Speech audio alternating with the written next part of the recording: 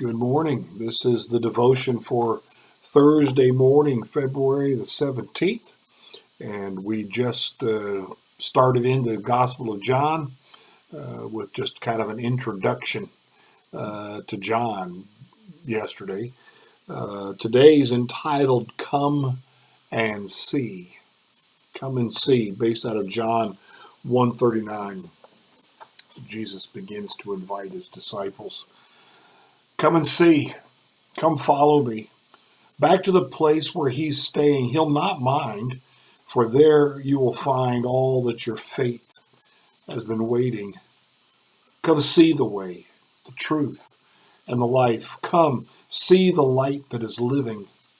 Come now and see how the truth sets you free for a lifetime of loving and giving. Come and see. Come follow me on a road where believing is seeing.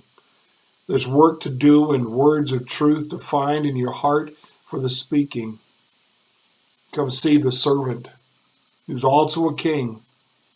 See how he kneels by the table. Come now and see how abundant and free to become the slave of the Savior. Come and see.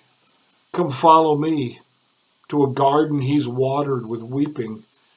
Those shadows cling, the angels will sing of the promise he's painfully keeping. Come see a hill that is shaped like a skull.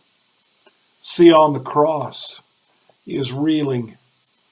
He will provide from the wound in his side both water and blood for our healing. Come and see.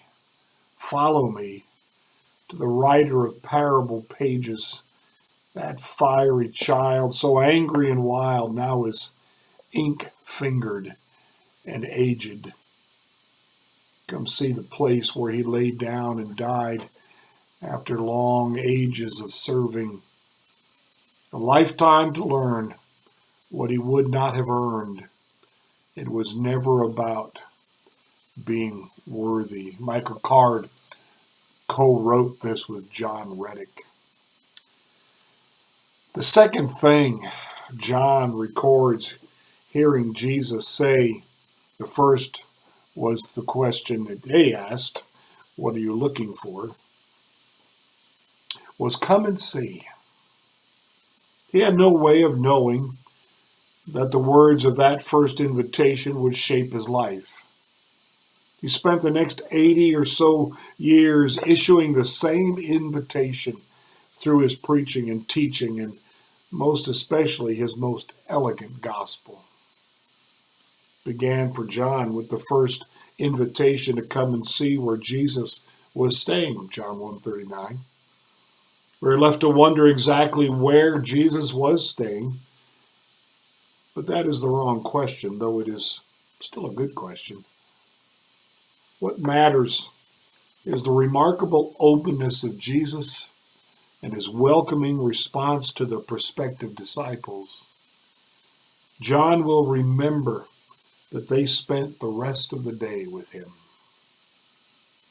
After that initial time together came the call to follow, to go on the road with Jesus, where believing would be seen.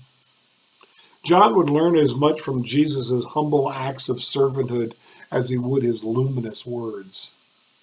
His actions would become the blueprint for John's own long life of radical servanthood. Then there was that most awful of moments, of which John was an eyewitness, John 19:23 and 26. There's no word of any of the other disciples being there. Perhaps John felt someone needed to stay with the women, one of whom was his own mother, Salome. He witnessed the mysterious detail of the blood and water leaking from the wound in Jesus' side. Finally, 7 decades later, we see John, no longer the youthful follower, but the aged saint, the leader of 7 churches located on a postal road in the Roman province of Asia, what we know as Western Turkey. He can tell stories no one else knows. He is the last living disciple. Peter has been dead for 30 years. It is difficult to imagine the awe he would have inspired simply by his presence. The lyric of this song takes Jesus' original response to the disciples' first question, Rabbi, where are you staying? And applies it to the rest of his ministry. That simple phrase becomes something of a bookmark or an invitation to see more scenes from Jesus' life. The song is told from the standpoint of the life and experience of John without him being the central character. Love it. I love that last part, that last line, talking about the lyrics of the song. The song is told from the standpoint of the life and experience of John without him being the central character. It's way too easy to tell our life story, have us as the main character, isn't it?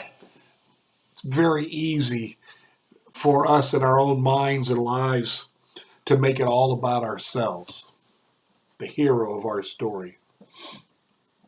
We talked about this on a Sunday night some time ago now, how to tell a 2-minute testimony. When we tell our testimony, the star of the show, if you would, always needs to be Jesus. Always needs to be Jesus.